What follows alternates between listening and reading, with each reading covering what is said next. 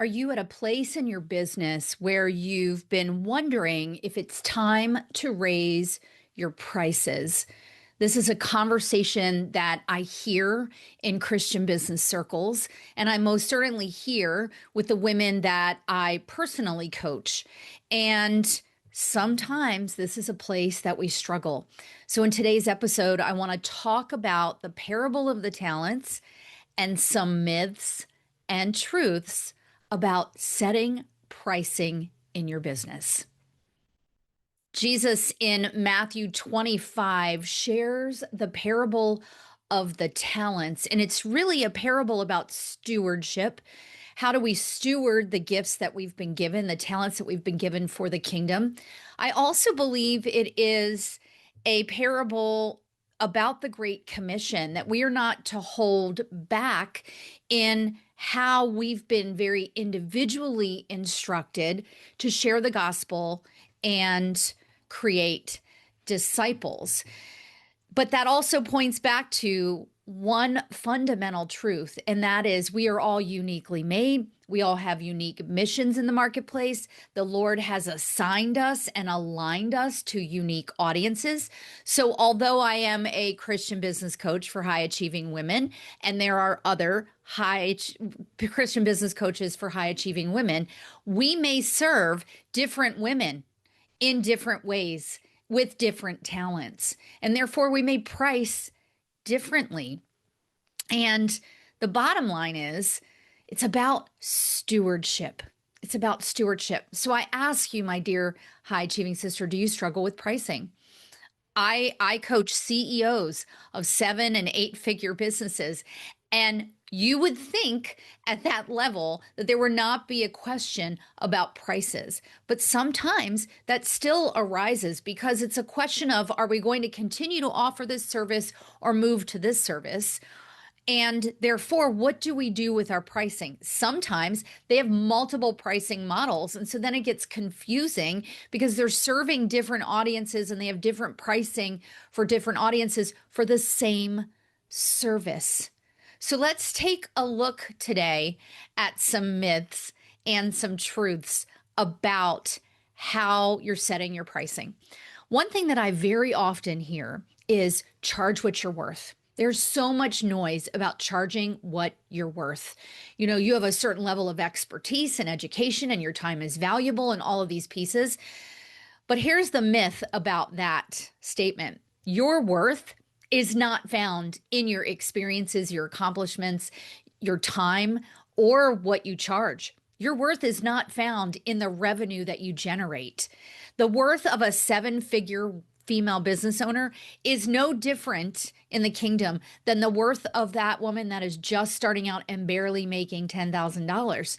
Because as daughters of the Most High King, our worth is found and anchored in Jesus Christ.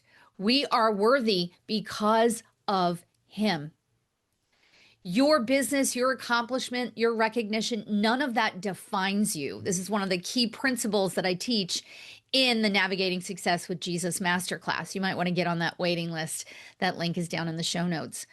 But your worth is not tied there. But here's the truth: pricing does reflect your experience, your expertise, your education, your time, and the value that you bring your clients.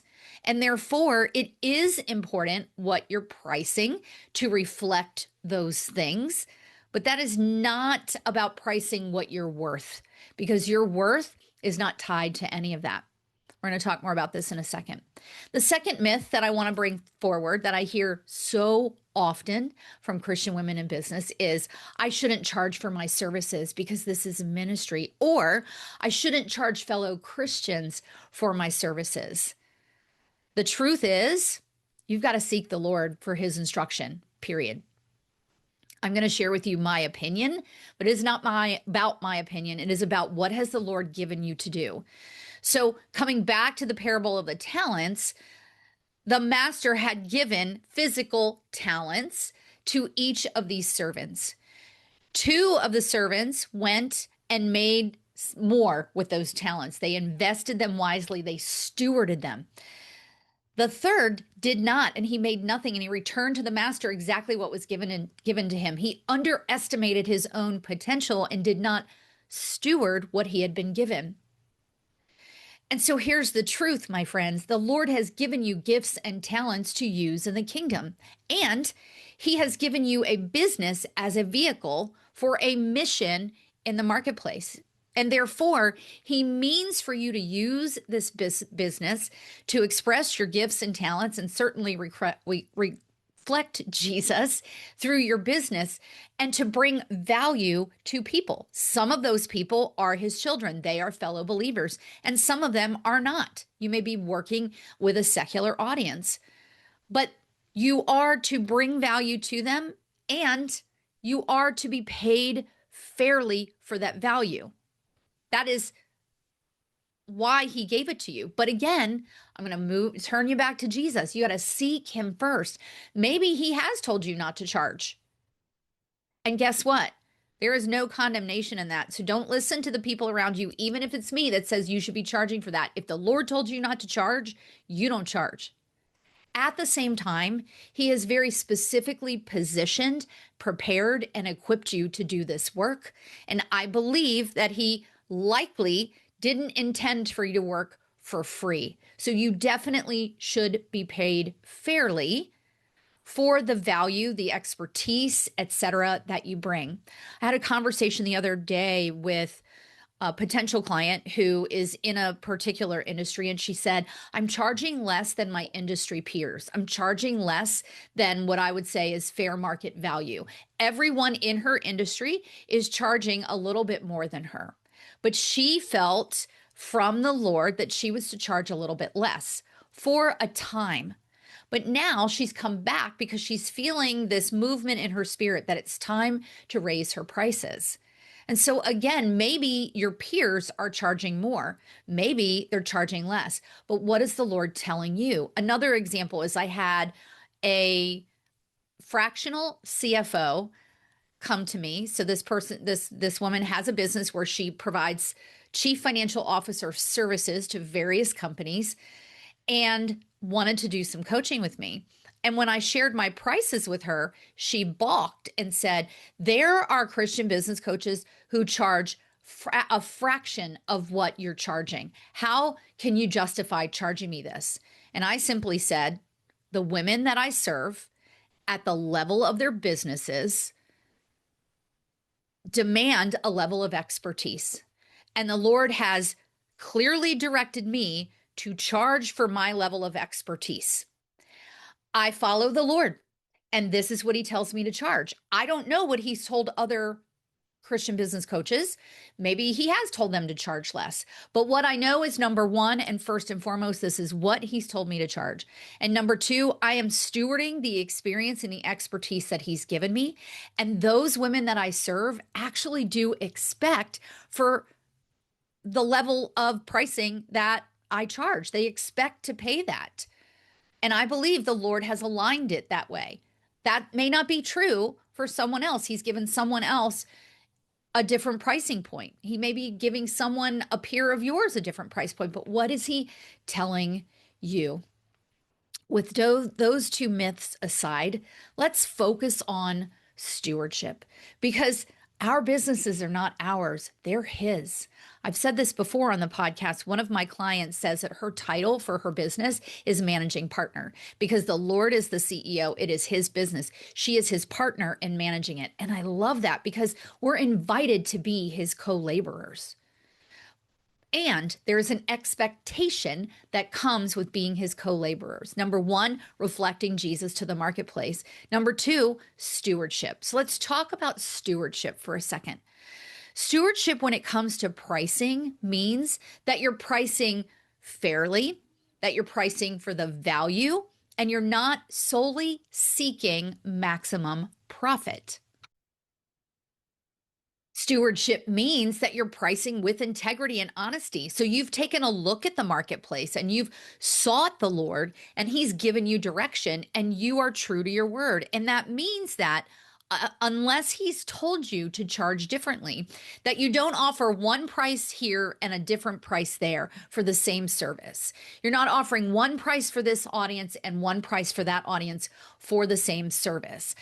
Maybe he has told you to do that. Again, I want to circle back, seek him first. But if he's not given you that instruction, when you're trying to manage multiple price points for the same service, it becomes increasingly challenging, increasingly overwhelming.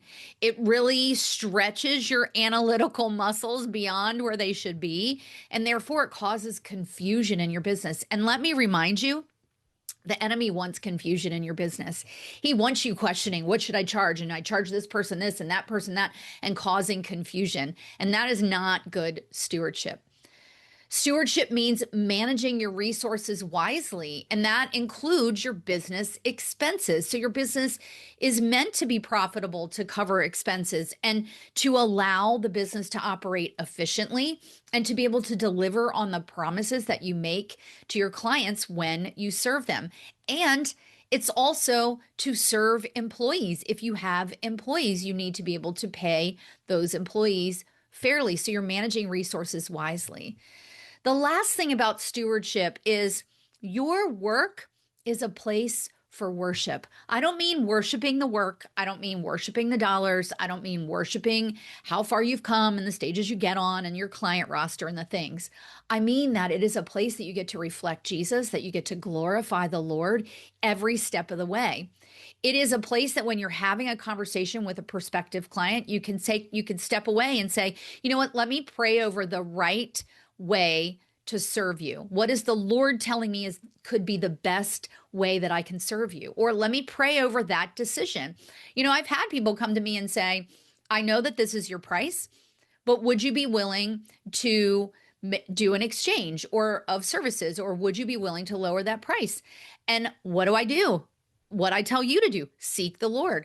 And I have sought the Lord. I have said, like, my work is a place of worship. It's a place that I can glorify God. So let me take it before him and ask him what I should do in this situation. I will tell you that while there have been times that I've lowered a price or I've done an exchange of service, that's very rare. I only do that as the Lord instructs me.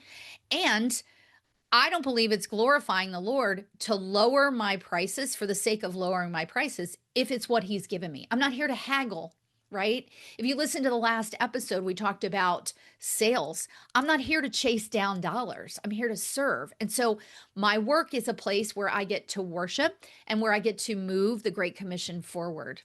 Okay, lastly, let's talk about how do we practically apply this. Should you raise your prices or not? You've got to involve the Lord. You've got to seek the Lord in that. You've got to spend time with him in that. And a good coach can help you do that. So I'll just press pause for a second and say this is one of the things that we talk about in my Focused and Fruitful Strategy Day. As we're mapping out a God-honoring strategy, we talk about mission, vision, values. We talk about work rhythms. We take a 30,000-foot view of the services and the offers of your business, but we also talk about pricing and how to steward that, right? The second practical way to take action here is you want to always be focusing on providing real value to your audience. So again, this is a place that certainly seek the Lord and work with me as your coach, and we can take a look at what is the value you're bringing forward, and then how do we adequately price that with his direction so that it is fairly priced and you can steward the business that he's given you. And the last thing is follow biblical principles, integrating your faith and business. We talk about that all the time here. But navigating success with Jesus takes redefining hustle. It takes redefining what value looks like. It takes redefining how do I price my services. It takes tuning out the world, like we always talk about here, tuning into God's truth and focusing where he's taking you so that you can operate with clarity, serenity, and fulfillment. Friends, I hope if this is something that you're looking at right now in this Q4 of 2025, should I raise prices? Should I not? What does that look like? That you will, number one, seek the Lord first. I pray that this episode has given you some some biblical foundation for that conversation and those thoughts that you're having. And I would love to serve you with a focused and fruitful strategy day. I am now scheduling November, December, and January strategy days because it is the perfect time to talk about where the Lord is taking you in 2026, creating a God honoring strategy that you can actually take action on and implement in the ways that He sees fit. Remember, God made you ambitious, but He did not make you for business as usual, and that includes how you price your services in your business. So until we're together next time, as always, I encourage you to tune out the world, tune into God's truth, and turn up focus so you can walk out this assignment. You can steward this assignment with clarity, serenity, and fulfillment. I'll see you on the next episode.